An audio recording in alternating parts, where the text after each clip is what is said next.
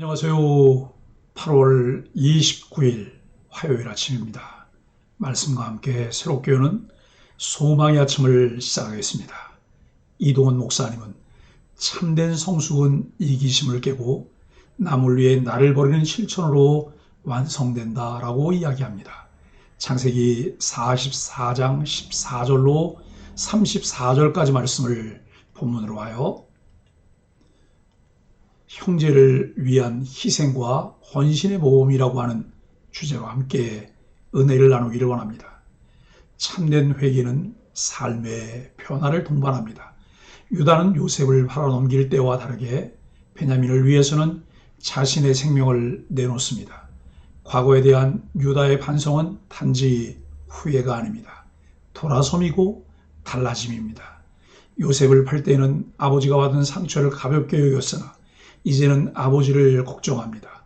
과거에는 형제를 시기하고 증오했으나 이제는 사랑하고 아낍니다. 진정한 회개는 변화된 삶으로 나타납니다. 예수 그리스도를 믿음으로 구원으로 부르심을 받은 사람들은 사명회로 부르심을 받아 사명자의 길을 갈 때 수반되는 것이 점진적 성화의 삶입니다. 주의 뜻대로 살기 원하고 주의 그늘에서 살기 원하지만 끊임없이 넘어지고 쓰러집니다. 그러나 신실한 그리스도인으로 살기 원할 때 우리 안에 일어나는 참 회개가 있습니다. 하나님의 선하시고 기뻐하시고 온전하신 뜻이 무엇인지를 분별하며 순종하는 사람이 됩니다. 신앙생활에서 무엇보다 중요한 것은 예수 그리스도의 인격과 삶을 닮아가는 삶입니다. 베냐민의 자루에서 은잔이 발견되자 형제들은 아무런 말도 하지 못하고 자신들의 옷을 찢었을 뿐입니다. 그들은 다시 애굽 총리의 집으로 돌아와 요셉 앞에 섰습니다. 그들은 총리가 의도한 함정에 빠진 줄 전혀 알지 못했습니다. 베냐민은 누구보다 심리적으로 위축될 수밖에 없었습니다. 요셉이 그들을 더욱 궁지로 몰아넣을 때 유다는 형제들을 대표해 우리와 이 잔이 발견된 자가 함께 총리의 종이 되겠다고 말합니다. 유다의 발언은 베냐민이 홀로 떨어지게 두지 않을 것이라는 선언입니다. 이것은 공동 책임의 긍정적 부분입니다. 우리는 교회 대형화 속에서 공동체를 너무도 쉽게 선택하고 바꿀 수 있는 환경 속에 살아갑니다. 하지만 교회 공동체는 기뻐할 때 함께 기뻐하고 힘들 때 함께 도와주는 곳이어야 합니다. 유다의 모순처럼 한 공동체에서 자기를 희생한다면 어려운 시기를 함께 독려하며 이겨낼 수 있습니다. 요셉은 형제들을 시험하러 평안히 돌아가라고 말합니다. 그들은 베냐민을 놓고 평안할 수 없습니다. 과거와는 달라진 모습입니다. 게다가 유다는 애굽으로 출발하기 전에 만약 베냐민에게 무슨 일이 생기면 자신이 보증을 서서 베냐민을 위기에서 구하겠다고 아버지에게 약속했습니다. 유다 역시 그러한 일이 닥치지 않기를 소망했지만 그 일이 발생하자 주저하지 않고 베냐민을 대신해 자신이 종이 되겠다고 말합니다. 유다와 베냐민은 각자의 가정을 꾸려 살아가고 있었습니다. 하지만 유다는 아버지에게 한 약속을 지키려 최선을 다합니다. 유다는 요셉을 애굽으로 가는 상인에게 팔자고 제안했던 인물입니다. 그의 제안은 사실 요셉을 죽음에서 구하려는 목적이었지만 그 후에 누구도 요셉의 생사를 알 수 없었습니다. 이제 유다는 자신을 희생함으로써 베냐민과 아버지를 살리려는 제안을 합니다. 그의 제안은 모든 사람을 살리는 계기가 되었습니다. 나는 누군가를 대신해 어떤 희생을 감수한 적이 있습니까? 사람이 가장 아름다울 때는 자신의 이기심을 버리고 다른 이를 사랑할 때입니다. 예수님은 사람이 친구를 위하여 자기 목숨을 버리면 이보다 더 큰 사랑이 없다고 말씀하셨습니다. 오늘 유다는 베냐민을 살리기 위해 중보자로 나서서 그런 희생적 사랑을 보여주고 있습니다. 14절로 17절은 제안들입니다. 유다와 요셉의 형제들은 세 번째로 요셉 앞에 서서 땅에 엎드립니다. 요셉이 돌아온 형제들을 책망할 때 유다가 그들의 지도자와 대변자로 나서서 은잔이 발견된 베냐민만 아니라 자신들 모두가 요셉의 종이 되겠다고 선언합니다. 유다는 자신들의 잘못에 대해 변명하지 않고 그 잘못을 인정하고 책임을 지려고 합니다. 자신의 잘못을 모른 척하고 범죄를 인정하지 않으면 하나님께 용서를 받지 못합니다. 우리 죄를 인정하고 회개할 때 하나님께 용서받고 또한 남을 사랑할 수 있습니다.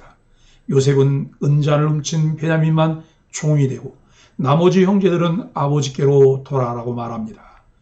이에 유다는 기구한 가족사를 다시 반복하고 베냐민을 석방해야 하는 이유를 말하며 설득합니다.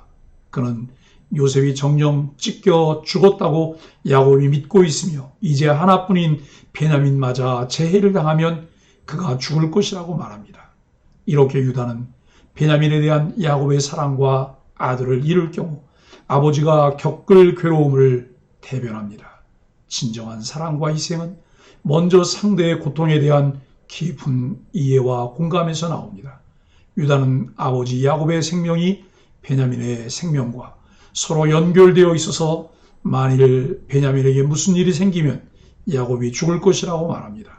베냐민을 잃게 되면 아버지 야곱은 살아도 사는 것이 아닌 죽은 것과 같을 것입니다.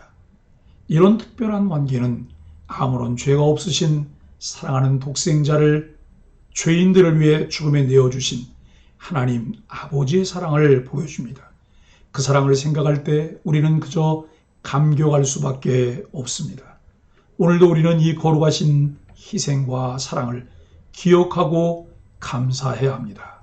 32절로 34절은 두 번째 제안입니다. 유다는 베냐민을 다시 아버지 집으로 데려가지 못하면 자신이 평생 죄인으로 살겠다고 맹세한 사실을 요셉에게 실토합니다. 사실 요셉은 베냐민에게 죄를 뒤집어 씌우고 다른 형제들은 자유롭게 가게 함으로써 그들을 시험했습니다. 그런데 형제들은 다 돌아와서 이전에 요셉에게 저지른 행동을 다시 반복하지 않으려는 모습을 보입니다.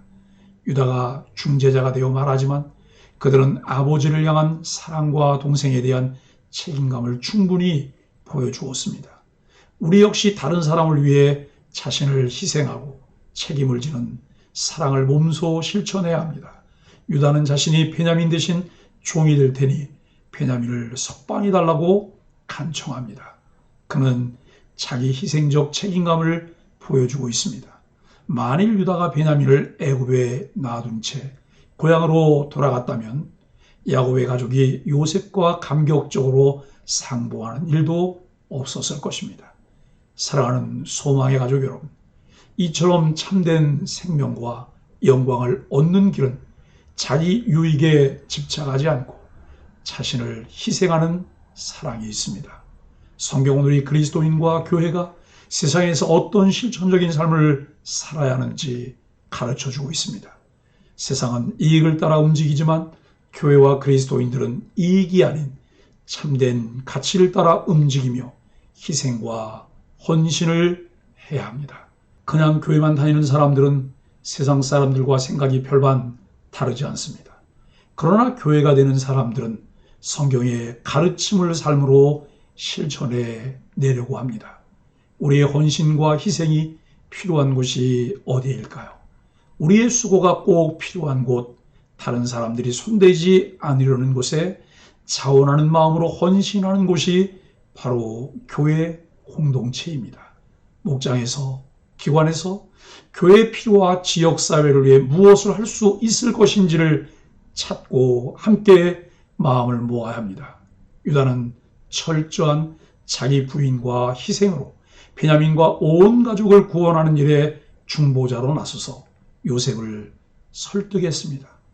변화된 유다에게서 우리가 본받을 만한 희생과 헌신, 공동체에서 책임지려는 신앙의 모범을 배우게 됩니다.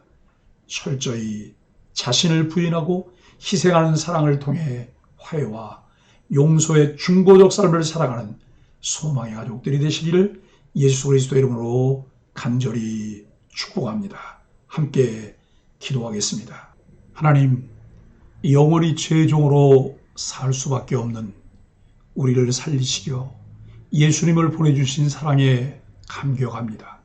오늘 더 그 사랑을 우리 삶에 선명히 새겨가게 하여 주옵소서. 다른 이들의 어려움을 볼 때 먼저 손 내밀고 적극적으로 수고하는 사랑의 사람이 되게 하여 주옵소서. 예수님의 이름으로 간절히 기도합니다. 아멘.